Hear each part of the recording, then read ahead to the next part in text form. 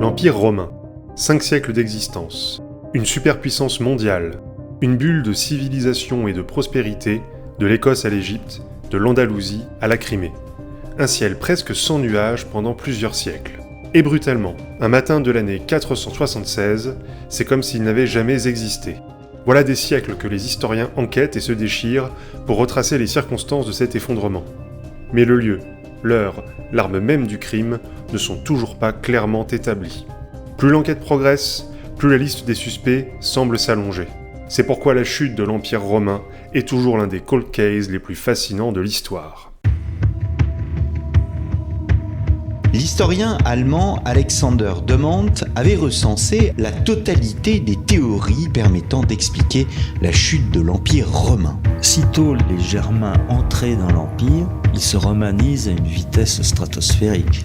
La fin du 5e siècle, c'est le renoncement à l'administration des provinces par l'Empire en Occident. Demant arrivait à un total assez surprenant de 210 hypothèses. La question de la décadence, elle est omniprésente. Je propose d'abandonner purement et simplement le paradigme de la chute. La chute est d'autant plus prégnante qu'il règne aujourd'hui comme une atmosphère, au moins de fin d'époque, au pire de décadence. C'est la fin d'un modèle politique et d'un modèle d'administration. 410 a été un véritable trauma pour les esprits. Et à la place, on a une mosaïque d'espaces autonomes. À lire les intellectuels païens de la fin du 4e et du début du 5e siècle, on s'aperçoit que leur paganisme n'a rien à voir avec le vieux polythéisme romain. L'événement de 476 passe totalement inaperçu à l'époque. Attention, il y a des césures et les événements politiques, ça compte. La fin de l'Empire romain, ça compte.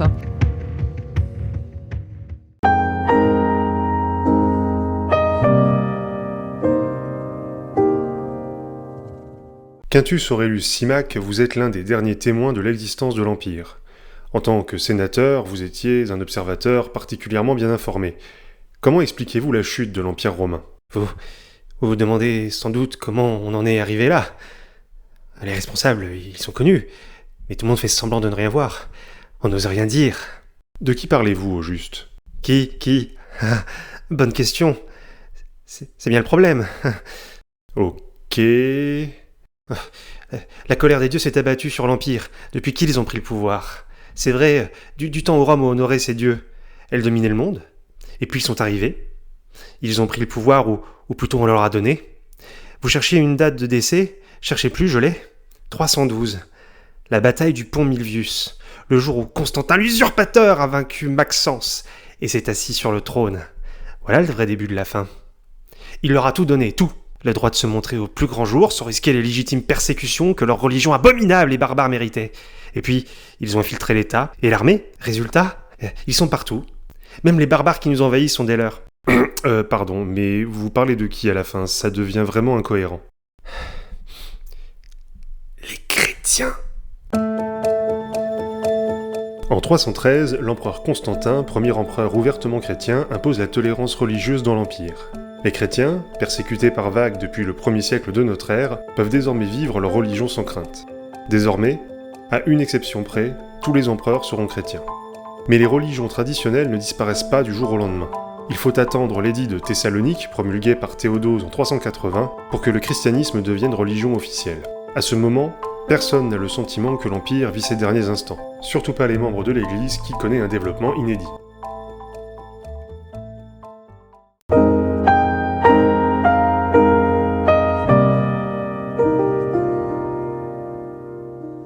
Augustin, vous êtes l'évêque d'Hippone en Afrique proconsulaire. Que pensez-vous de ceux qui attribuent la décadence de l'Empire aux chrétiens ? Vous êtes allé écouter les jérémiades de Symmach. Vous avez bien du courage. Symmach le réac, on l'appelle, nous. En même temps, les gens comme lui s'appellent volontiers les vieux romains. Non mais qu'est-ce que vous voulez que je vous dise ? Quand on les écoute, on est responsable de tout. Les défaites militaires, la météo, la peste, tout. Non, il faut être sérieux. Bon, c'est vrai que Constantin a bouleversé des habitudes. 2 siècles qu'on en prenait plein la gueule à la moindre crise qui traversait l'Empire. De vrais boucs émissaires. Surtout au cours du IIIe siècle, quand les empereurs, non contents d'être incapables de repousser les barbares, se battaient aussi entre eux. Je parie que Simac a oublié de vous parler de ça d'ailleurs. Faut dire que c'était des païens comme lui qui avaient le pouvoir et que ça se passait pas super bien non plus. Alors c'est sûr, au début il a fallu du temps pour faire accepter le concept du dieu unique. D'ailleurs, c'est pas passé pour tout le monde. Tiens, regardez Simac et ses copains sénateurs à Rome. Ou encore les savants du musée d'Alexandrie, ou de l'Académie d'Athènes. Mais bon, il faut l'avouer, on est en train de gagner la bataille culturelle. Mais alors comment expliquez-vous la concomitance entre la christianisation de l'Empire et sa chute ? Ah, pardon, hein.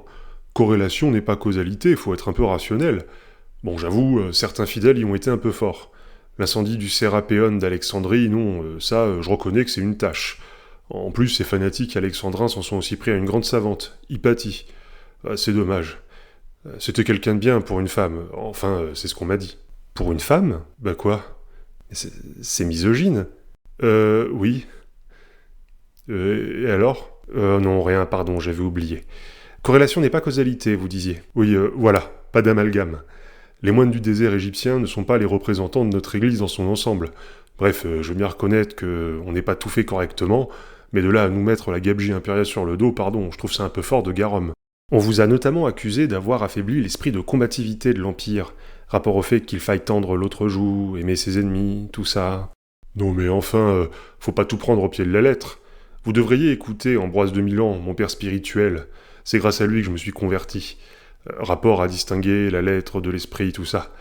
Parce que sous Constantin, l'Empire n'était pas à l'article de la mort, hein.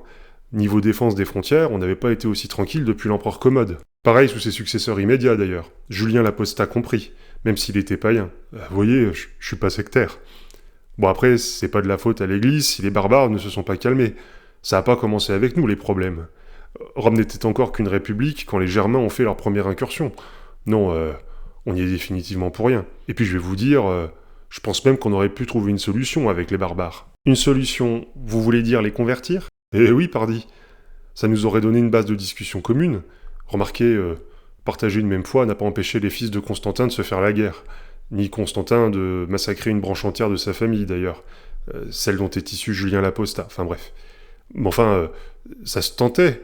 Et d'ailleurs, ça a été fait. Et ça n'a pas eu l'effet escompté. Alors, en fait, bon, faut que je vous explique. C'est bête comme histoire. En fait, les chrétiens, même au sein de l'Empire, on n'est pas d'accord sur tout, en particulier sur la nature du Christ. Moi, je suis de l'équipe nicéenne, celle qui suit les décisions prises au concile de Nicée en 325 sous Constantin, pour régler la question, justement. Normalement, ça aurait dû suffire. On avait voté et tout, bref, c'était réglé. Mais bon, vous savez ce que c'est. Il y a toujours des têtes de cons, dès qu'ils se croient plus malins que les autres. Chez nous, on les appelle les Ariens. Les partisans de l'évêque Arius, un évêque qui avait refusé le dogme de Nicée. Bon bah figurez-vous que les Germains ont été convertis au christianisme au cours du IVe siècle, par un certain Vulfila, un Goth, un peuple barbare qui vivait sur le cours moyen du Danube. Bref, on pourrait se dire que c'est super, mais Vulfila, il avait été converti au christianisme par un disciple d'Arius. Résultat, les barbares se sont convertis au christianisme, mais à leur version. Ah non, je vous signe, quel bordel. Donc si je vous suis bien, la chute de l'Empire n'a rien à voir avec la religion. Ah, rien. Je vais même vous dire, aussi triste que ça soit, les invasions, le sac de Rome et tout, bah c'est peut-être pas plus mal. Ah, carrément. Oui, parce que ce sera l'occasion pour les fidèles de réfléchir à ce qui compte vraiment. L'Empire, c'est une chose, hein. C'est même une grande chose, attention. Mais ce n'est rien à côté du royaume de Dieu qui vient, la cité céleste. D'ailleurs, c'est le thème de mon prochain sermon, je vous ai amené le brouillon. Oui, d'accord, bon. Mais du coup, si ce n'est pas l'Église, votre suspect, à qui pensez-vous ? En vérité, je vous le dis, il n'y a pas de cause unique. Sans ces sapageaux de barbares, sans l'incompétence de notre armée, et si nos empereurs avaient davantage suivi les principes évangéliques, l'Empire romain aurait encore pu durer 1000 ans. Empire romain, 1000 ans, vous l'avez ? À partir du règne de Marc Aurèle, à la fin du IIe siècle de notre ère, l'Empire est de plus en plus menacé à ses frontières par la pression de peuples divers que les Romains appellent barbares. Peuples germaniques et nomades des steppes sur le Rhin et le Danube, Perses sassanides à partir du début du IIIe siècle en Orient, leur existence n'est pas nouvelle, mais l'accumulation des attaques simultanées sur plusieurs frontières de cet immense empire pose de nouveaux défis à l'armée romaine. Au cours du IIIe siècle de notre ère, celle-ci est souvent dépassée. Les provinces rhénanes, danubiennes, balkaniques et orientales sont régulièrement pillées. En 260, pour la première fois, un empereur romain, Valérien, est fait prisonnier par l'ennemi et meurt en captivité chez les Perses. Malgré un relatif redressement de la situation militaire à partir des années 270 et au cours du IVe siècle, la menace pèse toujours sur les frontières. Ce n'est pas la fin des difficultés pour les légions de Rome, et les barbares continuent de déferler sur l'Empire.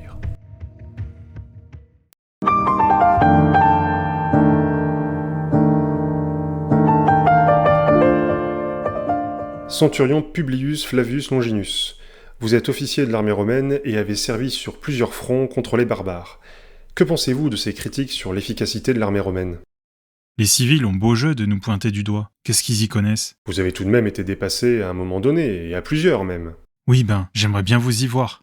D'abord, pour une armée attaquée sur tous les fronts depuis 2 siècles, je trouve qu'on s'en est pas mal tiré, primo. Surtout compte tenu de nos effectifs. 500 000 hommes maximum, pour tout un empire. Et ça, c'est venu de notre redoutable capacité d'adaptation, parce qu'à partir du IIIe siècle, on a dû repousser des attaques de peuples très différents, souvent des raids de pillage par des groupes de cavaliers mobiles, attaquant simultanément en plusieurs points du Limès, des zones fortifiées de nos frontières.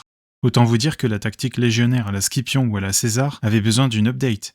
Alors on a adapté notre phalange et notre organisation. On a créé des corps d'armée mobiles, des vexillations, et augmenté notre recours à la cavalerie. On a aussi ouvert le recrutement des officiers à des combattants aguerris, plus efficaces que les sénateurs. Et on a aussi davantage fait appel à des auxiliaires, pour tirer parti de leur savoir-faire tactique. Des auxiliaires ? Des mercenaires barbares, des Goths, des Alamans, des Francs, des Sarmates, des Skyres, des Hérules et des Huns. Attendez, vous recrutiez des barbares pour combattre les barbares ?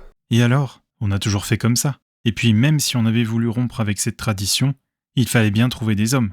C'est qu'avec la multiplication des épidémies de peste depuis le règne de Marc Aurèle, le recrutement s'est fait plus difficile. On prend toujours des volontaires, mais faut compléter. Alors on a donné la responsabilité aux propriétaires terriens de fournir des contingents, un impôt en hommes quoi. Et sous Dioclétien, une loi a même rendu notre métier héréditaire. Ça permettait de renouveler les rangs naturellement, si j'ose dire. Mais c'est horrible. Vous savez, c'était déjà largement comme ça que ça marchait avant que la loi ne passe. Moi, je suis fils et petit-fils de soldats. Et le fait d'avoir des barbares dans l'armée ne l'a pas rendue moins combative ? Pensez-vous, la garde personnelle de l'empereur est quasi exclusivement composée de barbares depuis Constantin, qui a dissous la garde prétorienne à cause de son soutien à son rival Maxence. J'avoue que tout le monde n'est pas fan du procédé. La distinction barbare-civilisé a la vie dure. Mais quand vous les connaissez, vous savez que ce sont d'excellents combattants, ni meilleurs ni pires que les Romains de souche, si je puis dire. Et certains peuples barbares ont fourni d'excellents officiers supérieurs. Tenez, comme le Vandale Stylicon, maître des milices d'Occident sous l'empereur Honorius. Maître des milices.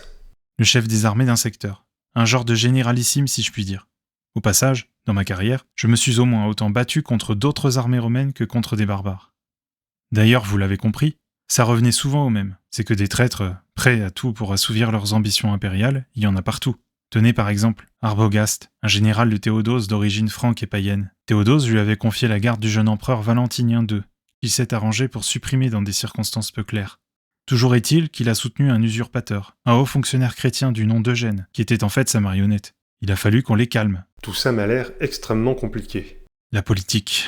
Pourtant, et ça c'était mon deuxième point, l'armée n'a pas perdu en efficacité. Sous Constantin, les frontières étaient tenues. Sous l'empereur Julien, on a même repris l'offensive en Germanie. Et on tient la dragée haute aux Sassanides. Excusez-moi, les Sassanides ? Des Perses. Une longue histoire, ça aussi. Mais alors l'armée romaine n'a pas été vaincue. Oui, bon, c'est arrivé.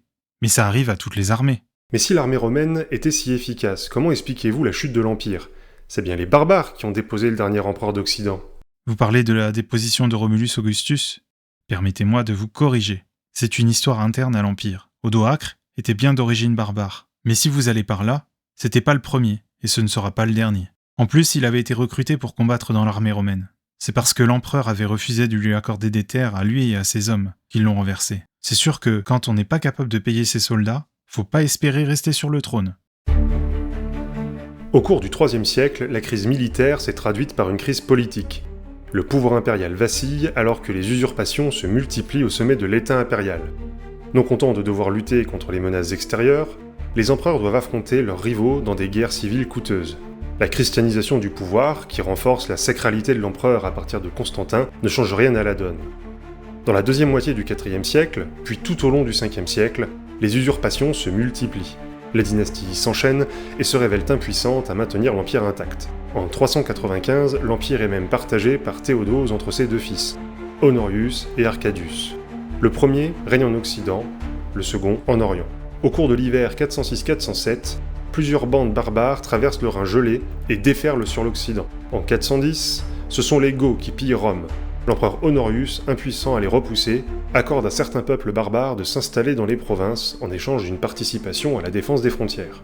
En 418, les Goths sont installés en Aquitaine alors que les Suèves passent en péninsule ibérique et les Vandales créent un royaume en Afrique du Nord, d'où ils lancent des raids de piraterie en Méditerranée et pillent Rome à leur tour en 455. De défaites en usurpation, l'autorité impériale s'abîme avant de disparaître d'Occident en 476.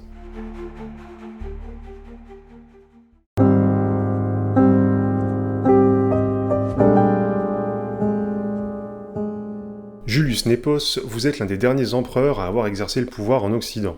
Vous aviez été déposé par Oreste, père de Romulus Augustule, avant d'être exilé dans les Balkans. Qu'avez-vous à répondre à ceux qui pointent du doigt la responsabilité du gouvernement impérial dans la chute de l'Empire ? Oui, la démagogie c'est facile. Plus facile que de diriger un empire, moi je vous le signe. Il y a tout de même eu des défaillances, non ? Je ne dirais pas des défaillances. Je dirais que ça n'a pas toujours bien marché. Ouais, va falloir m'aider là, parce que... Bon, écoutez, je veux bien admettre que le pouvoir romain n'a pas toujours été à la hauteur. Ah ! Oui, mais ce que je voudrais éviter, c'est de tomber dans le tous pourri, le populisme en quelque sorte. Certes, tous les empereurs romains n'ont pas toujours été à la hauteur. Mais ce n'est pas une question de personne. En tout cas, pas que une question de personne.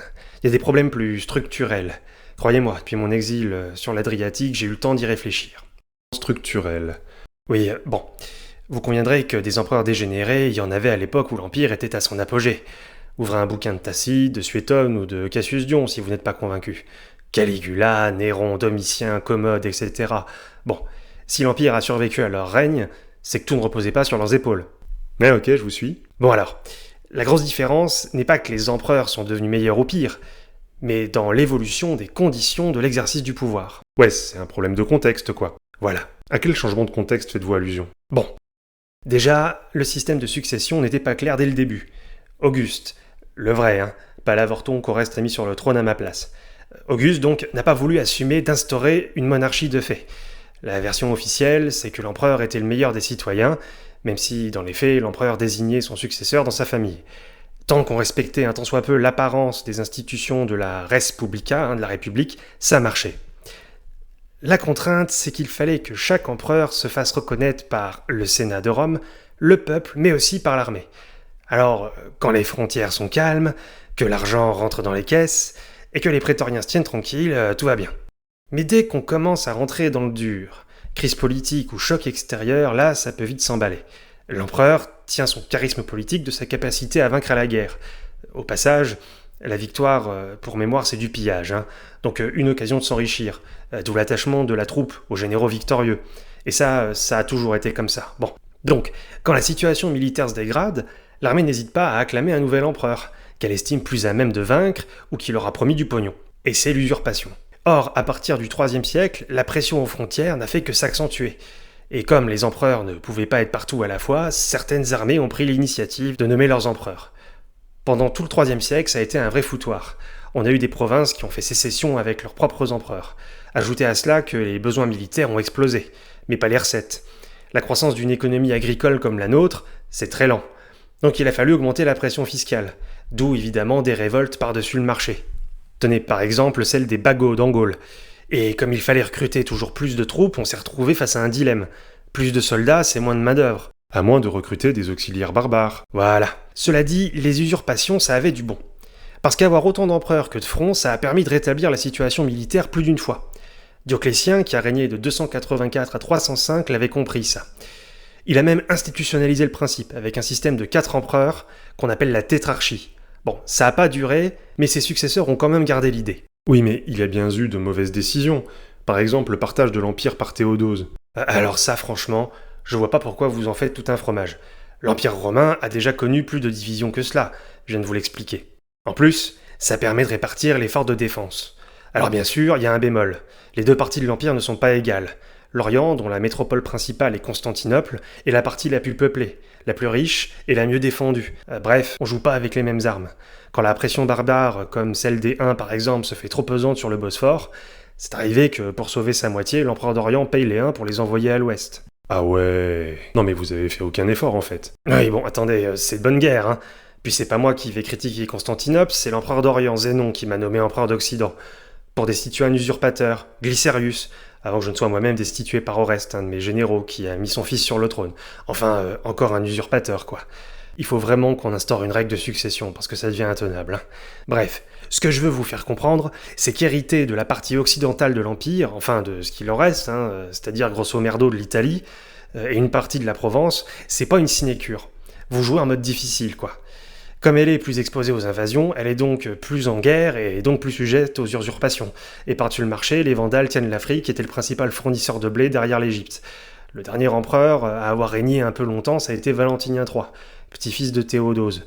Et c'est sous son règne que Rome a connu son dernier grand succès militaire d'ailleurs, quand le maître des milices Aetius a vaincu les Huns d'Attila au champ catalonique en Champagne, en 451. Bon, depuis la mort de Valentinien, en revanche, c'est l'hécatombe.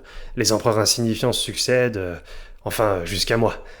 Parce que je sens que je vais me refaire. Ouais, d'accord. Donc si les empereurs n'y sont pour rien, selon vous, qui... C'est de barbares. Les barbares. Sous ce terme imprécis ont été rangés tous les peuples que les Grecs et les Romains estimaient extérieurs à leur culture commune. Pendant longtemps, ils ont été associés à la bestialité et à la violence. Leurs incursions dans l'Empire, d'abord raids de pillage puis tentatives d'installation pérenne, ont eu raison de l'Empire d'Occident. Les Visigoths et les Burgondes sont installés par traité, respectivement en Aquitaine et dans la vallée du Rhône. Les Vandales et les Suèves s'installent par la violence, d'abord en Espagne puis en Afrique du Nord. Bientôt, ce seront les Francs qui s'imposeront en Gaule. Malgré la résistance victorieuse des troupes romaines et de leurs alliés menée par le maître des milices Aetius face aux Huns d'Attila en 451, l'Empire en Occident se réduit désormais à la seule Italie et à une enclave romaine en Gaule, autour de Soissons. En 476, un chef d'auxiliaires barbares, Odoacre, renverse le dernier empereur d'Occident, Romulus Augustule. La physionomie de l'Europe change pour toujours.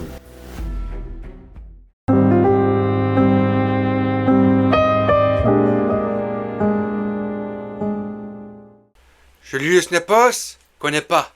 Moi je suis Hildéric, un Visigoth. Qu'avez-vous à dire pour votre défense? Vous dites ça parce que je suis germain? Oui du coup. Ce qu'il faut pas entendre, je vous jure.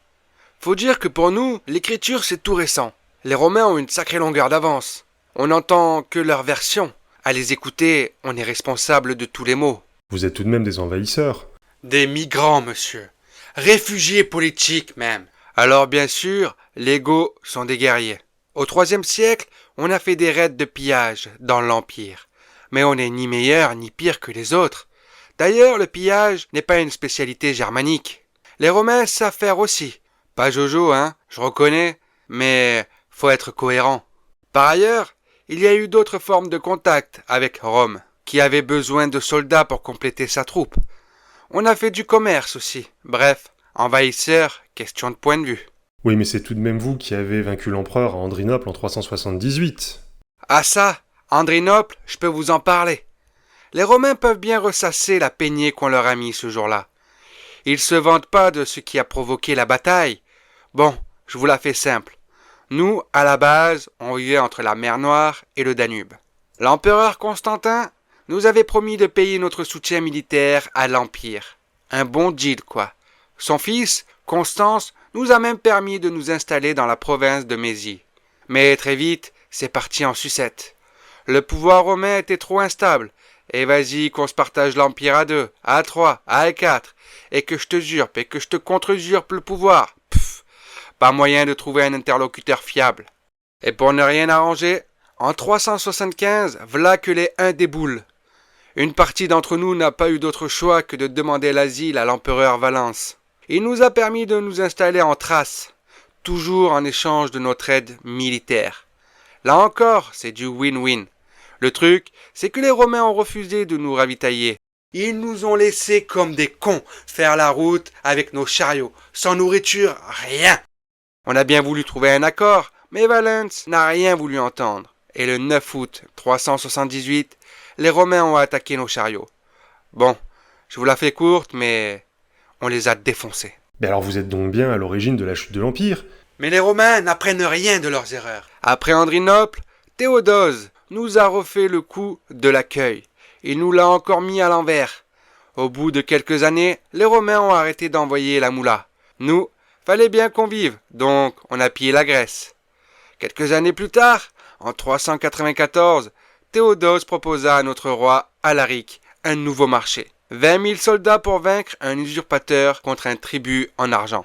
Vous connaissez la suite maintenant. L'usurpateur vaincu. Il nous a laissé nous débrouiller pour le chemin du retour. Les Romains ont même laissé les Huns attaquer notre refuge en Mésie. Finalement, Arcadius, le fils de Théodose, a donné à notre chef Alaric le titre de maître des milices. En gros, il nous donnait une vaste province militaire entre les deux parties de l'Empire. Mais devinez quoi? Arcadius vous a laissé tomber. Voilà. Donc Alaric s'est dirigé vers l'Occident en espérant que son frère Honorius serait plus sympa. Pas de bol. Il nous a fait poireauter en espérant que le maître des milices d'Occident, un vandale nommé Stylicon, pourrait nous repousser. Bon, le fait qu'il était occupé dans les Alpes contre d'autres vandales. On est donc passé en Italie en 401. Honorius s'était entre-temps muré à Ravenne, une ville protégée par des marais impénétrables. Et il a eu une sacrée que Stylicon lui a sauvé les fesses.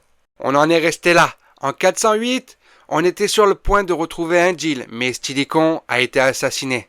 Quand ça veut pas, ça veut pas. S'ensuivit d'une succession de combats, suivis de négociations et de tentatives de réconciliation avortées. 20 fois, Alaric a tenté de retrouver un modus vivendi avec les Romains. À chaque fois, Honorius a décliné. Alors oui, finalement, un coup de sang. On a pillé Rome pendant 3 jours. Mais bon, elle s'en est remise. Je veux dire, il y avait toujours un empereur. Il y en avait même 2. Finalement, Honorius a fini par nous laisser nous installer en Aquitaine. Grâce à un traité, un fédus. On faisait partie de l'Empire, le rêve romain quoi. Attendez, vous vous considérez comme romain? Pardon? Les Visigoths ont tout de même versé leur sang contre Attila, aux côtés du maître des milices, Aetius. On a rempli notre part du contrat. Bon, après, c'est pas notre faute si ces abrutis ont trouvé le moyen d'assassiner Aetius. Depuis plusieurs années, les empereurs d'Occident se succèdent trop vite pour qu'on ait le temps de retenir leur nom. Du coup, on a pris de l'indépendance. D'accord. Mais alors du coup, selon vous, qu'est-ce qui explique la fin de l'Empire? La fin de l'Empire? Oui, Odoacre, Romulus Augustule, tout ça. Mais l'Empire n'a pas disparu. C'est pas parce qu'un énième usurpateur a été viré en Occident que l'Empire n'existe plus. Il y a toujours un empereur à Constantinople. C'est d'ailleurs à lui que votre Odoacre, il a renvoyé les insignes impériaux sans les revendiquer. La couronne, le manteau, enfin tous ces bibelots, quoi. On a beau être des Romains de fraîche date, on sait qui est le patron. Bon, je vais pas vous mentir, il est loin, et ça, c'est pas pour nous déplaire. On aime bien être libre de nos mouvements. Mais l'Empire n'est plus romain sans la ville de Rome. Vous savez, ça fait longtemps que Rome n'est plus dans Rome, comme on dit. Même les empereurs d'Occident n'y règnent plus. Un coup, ils sont à Trèves, à Milan ou à Ravenne. Des bleds mieux défendus et plus proches des points chauds des frontières. Alors je dis pas. Rome, c'est toujours la classe, le prestige. Mais honnêtement, c'est devenu un concept, un rêve. Bon, je vous laisse. On m'a dit qu'il y avait de nouveaux venus qui menaçaient la frontière de notre royaume sur la Loire. Un certain Clovis, il paraît. Je me demande si je vais pas commencer à regretter l'époque où c'était nous les barbares.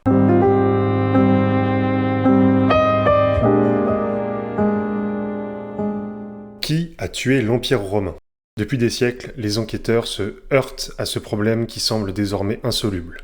Il semble bien que la disparition de l'Empire en Occident n'est pas une cause unique, mais un faisceau de facteurs divers qui se sont rassemblés à un moment donné. On ne peut pas non plus résumer cette affaire à un seul événement, d'où l'absence de lieux, d'armes et peut-être même d'auteurs du crime. Car si le problème est insoluble, c'est peut-être aussi qu'il est mal posé. Car après tout, peut-être l'Empire romain n'a-t-il pas été assassiné. On peut même contester qu'il ait chuté, puisque sa partie orientale poursuit son histoire jusqu'au XVe siècle de notre ère. Peut-être la réponse réside-t-elle dans le fait de changer les termes de la question. En arrêtant de chercher un événement, une rupture brutale, on comprend un peu mieux ce qui s'est joué entre les 3e et 5e siècles de notre ère. Une lente mutation qui n'a rien à voir ni avec un suicide, ni avec un assassinat. Cette affaire de la chute de l'Empire romain montre qu'en histoire, les termes de la question sont au moins aussi importants que les réponses apportées par les sources.